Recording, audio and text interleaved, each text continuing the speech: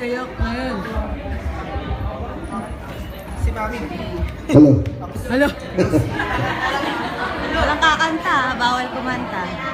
Okay, magandang gabi sa lahat. Mga dumalo. Yung mga kaibigan pala ni Alden, maraming salamat. Nag-attend ngayon. Tapos sa mga kamag-anak ko na dumating, maraming salamat. Naniyak. Ito yung sabihin ko yan kasi napapagod na ako.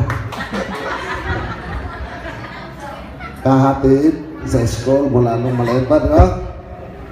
Ngayon, nasa Canada na tayo, ganun pa rin. Hatid pa din. Pagod ako. Sana ito ngayon, 18 ka na, di ba? Mag-drive ka Pag na. may ibig sabihin na sa tamang edad ka na, magsusulo ka na. Pwede ka na rin pwede ka na rin magka-boyfriend.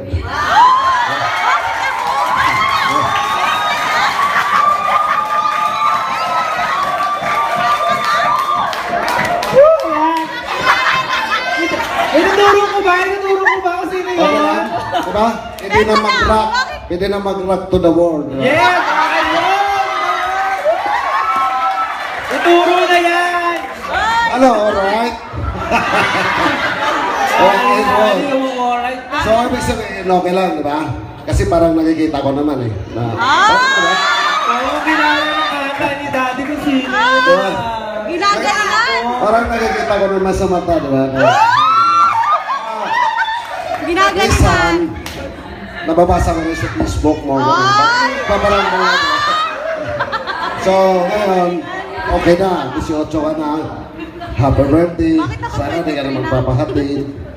Kasi, totoo lang. Totoo lang.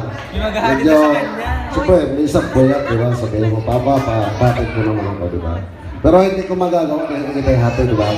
Siyempre, kita, di ba? And also, kaya, nabati kita ng happy birthday. Yeah, mali. Ano ba sasabihin ko dun? Mali ka kaarawan. Kaya, nagpapasalamat ako maski ganito ang itsura ko, may nagmana rin sa akin, di ba? Ang ikaw, si kuya mo, di ba? Maraming salamat sa iyo, di kuya mo. Yung dalawa, kay mama mo, di ba? So, okay, di ba? Oo. Proud ako kasi meron din, di ba? Ikaw yun sa kasi kuya mo.